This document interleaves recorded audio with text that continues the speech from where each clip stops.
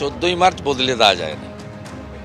বর্ষতা বিরোধী সংগ্রামের একটি ঐতিহাসিক দিন এবং শাসক সংবিধান রক্ষা করার পরিবর্তে যেভাবে তার ক্যাডার এবং পুলিশকে দিয়ে রাষ্ট্রীয় সন্ত্রাস করেছিল তার ক্ষতবিক্ষত এখানে চারিদিকে ছড়িয়ে আছে। ক্যান্সারে নেই আর ভয়, NCRI হবে এর জয়। আপনাদের ভরসায় নেতাজি সুভাষচন্দ্র বোস ক্যান্সার হসপিটাল। এবং 14ই মার্চের পরের দিন 15ই মার্চ একটা পুরো গ্রামে, পুরুষশূন্য গ্রামে সব মহিলাকে অত্যাচার করা হয়েছিল শারীরিকভাবে। আমরা এই দিনটা পালন করি এবং শ্রদ্ধা জানাই। আন্দোলনের সঙ্গে যারা ছিলেন তারা যে দলই করুন না কেন তাদেরকেও অনুরোধ করি, আমরা জানাই যে আসুন সবাই মিলে করুন। আজকের দিনে রাজনীতির কোনো জায়গা নেই, কিন্তু শাসক বদলেছে, ব্যবস্থা বদলায়নি। 11-র আগেও যেভাবে নন্দীগ্রামের জনগণ মিথ্যা মামলায় জর্জরিত হতো, এখনও 3 মাসের বেশি চন্দন দাসেদের মতো, রাজকুমার মণ্ডলদের মতো অনেকেই, যে কোনো মৃত্যু দুঃখজনক। সেই মৃত্যুর সঙ্গে যারা যুক্ত তারা জেলে যাক, তাদের যাবজ্জীবন হোক, আরও কিছু হোক, আমাদের কোনো আপত্তি নেই। আমরা এসব করি না, সনাতনীদের শরীরে এসব রক্ত নেই। কিন্তু এই যে ভোটার লিস্ট ধরে ধরে সিপিএম যা করতো, এখানে এখনও সেই ব্যবস্থা চলছে। প্রায় 400-র বেশি মামলা নন্দীগ্রামে মূলত হিন্দুদের উপরে হয়েছে। অত্যন্ত পরিতাপের বিষয় যে শহীদদের উপরে দাঁড়িয়ে সিঙ্গুর তো ফ্লপ আন্দোলন, টাটাকে তাড়ানোটা কোনো আন্দোলন নয়, কারোর সমর্থন ছিল না, আমরাও যুক্ত হইনি। বিরোধী দলনেতার এই মন্তব্যের পাল্টা জবাব দিয়েছে শাসক দল। সিঙ্গুর আন্দোলন ছিল অবৈধভাবে জমি অধিগ্রহণ রোখার লড়াই। 2016-তে সুপ্রিম কোর্টের রায়ে প্রমাণ হয়ে গেছে যে মমতা বন্দ্যোপাধ্যায়ের দাবি সত্যি ছিল। নন্দীগ্রাম আন্দোলনেও মমতা বন্দ্যোপাধ্যায়ের নেতৃত্বেই শুভেন্দু অধিকারী যুক্ত হয়েছিলেন, তাও অনেক পরের দিকে। দাবি দেবাংশু ভট্টাচার্য। এখন টাটাকে তাড়ানোর ব্যাপারটা ছিল না, ব্যাপারটা ছিল অবৈধভাবে যে জমি অধিগ্রহণ, সেই জায়গা থেকে কৃষকদের অধিকার ফিরিয়ে দেওয়া। এবং 31শে আগস্ট 2016 সালে সুপ্রিম কোর্টের ঐতিহাসিক জাজমেন্টে প্রমাণ হয়ে গেছে যে মমতা বন্দ্যোপাধ্যায় সেদিনের দাবি সত্যি ছিল, জমি অধিগ্রহণ প্রক্রিয়া বেআইনি ছিল। এটা স্বয়ং সর্বোচ্চ আদালত বলেছে। অর্থাৎ মমতা বন্দ্যোপাধ্যায়ের আন্দোলন কতটা সঠিক সেটা সুপ্রিম কোর্ট যেমন একদিকে জবাব দিয়েছে, তেমন ফলে স্বাভাবিকভাবে শুভেন্দু অধিকারীর এই বক্তব্য কোনো আন্দোলনকারীর বক্তব্য হতে পারে না, একজন স্বার্থান্বেষী ব্যক্তির বক্তব্য। এবং নন্দীগ্রাম আন্দোলনেও মমতা বন্দ্যোপাধ্যায়ের নেতৃত্বেই শুভেন্দু অধিকারী যুক্ত হয়েছিলেন, তাও তিনি প্রথম দিকে যাননি, অনেক পরের দিকে এসেছিলেন।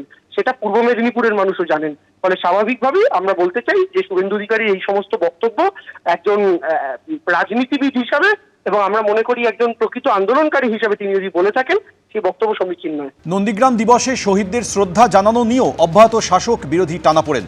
ভূমি উচ্ছেদ প্রতিরোধ কমিটির ব্যানারে তৃণমূল এবং বিজেপি আলাদা কর্মসূচি আয়োজন করলেও তা ঘিরে চড়ল উত্তেজনার পারদ। গোকুলনগরের অধিকারী পাড়ায় শহীদ তর্পণ করে শুভেন্দু অধিকারী বেরিয়ে যেতেই সেখানে গিয়ে বিজেপির লাগানো কালো পতাকা খুলে দেয় তৃণমূলের একাংশ। শুভেন্দু অধিকারী দেরিতে অনুষ্ঠান শেষ করেছেন বলে বিরোধী দলনেতার উদ্দেশ্যে ক্ষোভ প্রকাশ করেন তৃণমূল নেতা শেখ সুফিয়ান। গোটা এলাকা এরপর জল দিয়ে ধোয়ার পর সেখানে শহীদদের উদ্দেশ্যে শ্রদ্ধা জ্ঞাপন করেন জয়া দত্ত সহ তৃণমূলের অন্যান্য নেতাকর্মীরা।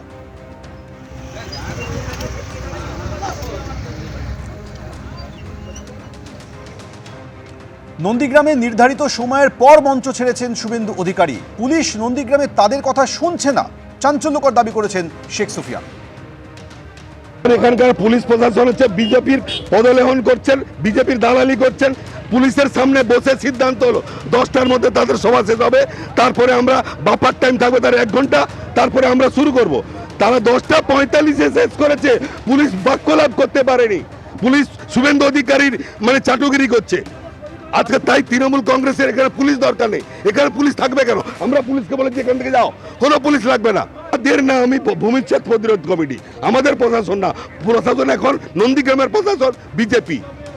এই মুহূর্তে আমাদের সঙ্গে রয়েছেন শ্রমিক ভট্টাচার্য। শ্রমিকবাবু, শেখ সুফিয়ান এমন অভিযোগ করছেন যে পুলিশ বিজেপির হয়ে কাজ করছে, বিজেপির হয়ে কথা বলছে, পুলিশ নন্দীগ্রামে তাদের কথা শুনছেন না। যদি এরকম ঘটনা নন্দীগ্রামে ঘটে থাকে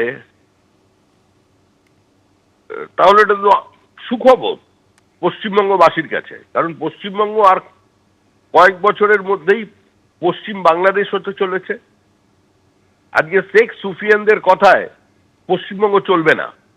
যদি নির্ধারিত সময়ের পরে শুভেন্দু অধিকারীর সভা চলে থাকে তাহলে, এবং পুলিশ যদি তার অনুমতি দিয়ে থাকে, তাহলে সেই পুলিশকে আমরা ধন্যবাদ জানাই। অনেক যন্ত্রণা নিয়ে, অনেক চোখের জল ফেলে আজকে পশ্চিমবঙ্গ ব্যাপী পুলিশকে এই নির্দেশিকা জারি করতে হচ্ছে যে বেলা 11টার পর থেকে দোল খেলা নিষিদ্ধ হবে।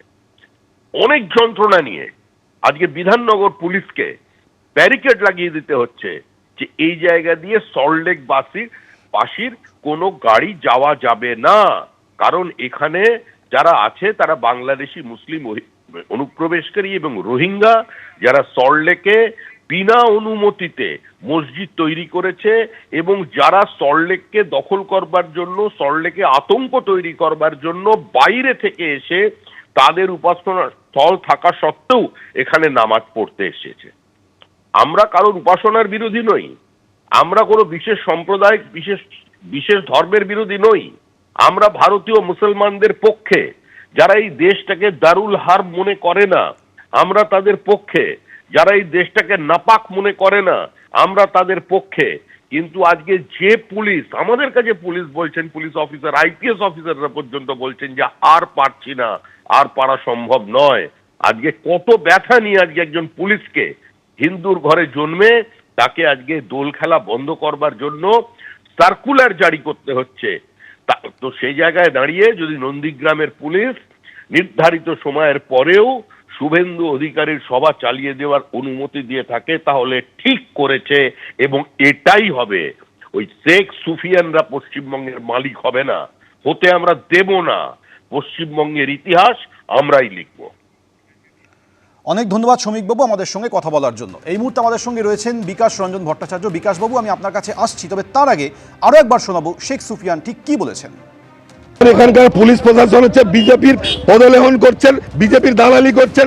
পুলিশের সামনে বসে সিদ্ধান্ত হলো 10টার মধ্যে তাদের সভা শেষ হবে, তারপরে আমরা বাপার টাইম থাকবে তার 1 ঘন্টা, তারপরে আমরা শুরু করব। তারা 10:45-এ শেষ করেছে, পুলিশ বাক্যলাভ করতে পারেনি। পুলিশ শুভেন্দু অধিকারীর চাটুগিরি করছে আজকে। তাই তৃণমূল কংগ্রেসের এখানে পুলিশ দরকার নেই। এখানে পুলিশ থাকবে কেন? আমরা পুলিশকে বলেছি এখান থেকে যাও, কোনো পুলিশ লাগবে না। দের না আমি ভূমিচ্ছেদ প্রতিরোধ কমিটি, আমাদের প্রশাসন না, প্রশাসন এখন নন্দীগ্রামের প্রশাসন বিজেপি। কথা বলবো বিকাশ রঞ্জন ভট্টাচার্যের সঙ্গে। বিকাশবাবু, আপনি শুনলেন, কি বলবেন? দেখুন, একটা কথা পরিষ্কার হলো, এই দুটো দলই তাহলে পুলিশ প্রশাসন নির্ভর হয়ে পড়েছে। পুলিশ প্রশাসন যেদিকে থাকবে তার শক্তির ভারসাম্য সেদিকে হেলে পড়বে বলে বোঝা গেল। তাই শেখ সুফিয়ান তিনি আজকে বিলাপ করছেন। কিন্তু আসল ব্যাপারটা আরো গভীরে। নন্দীগ্রামের আন্দোলনটা তৈরি হয়েছিল কিন্তু গুজরাটের লবিকে সন্তুষ্ট করার জন্য। নন্দীগ্রামের কেমিক্যাল হাব করতে দেয়া হবে না, সেই সময়েই কিন্তু গুজরাটে কেমিক্যাল হাব হবে। এটা ছিল গুজরাট লবিকে সন্তুষ্ট করার পরিকল্পনা। তখন মমতাকে ব্যবহার করা হয়েছে। মমতা এখনো গুজরাট লবির দ্বারাই নাচানাচি করছেন, কিন্তু নন্দীগ্রামে গুজরাট লবির শক্তিটা একটু বেশি। শুভেন্দুবাবু সরাসরি বিজেপির হয়ে এখন কথা বলছেন, যদিও তিনি তৃণমূলের নেতা হিসেবে ওখানে তখন গুন্ডামির নেতৃত্ব দিয়েছিলেন। আজকে শেখ সুফিয়ানরা বুঝতে পারছেন যে তৃণমূল ও দিদি কিছু না, আসল হচ্ছেন দাদা, যিনি গুজরাটে নিয়ন্ত্রণ করছেন, সেখান থেকে সব নিয়ন্ত্রিত হচ্ছে। এটা পরিষ্কার হয়ে গেল।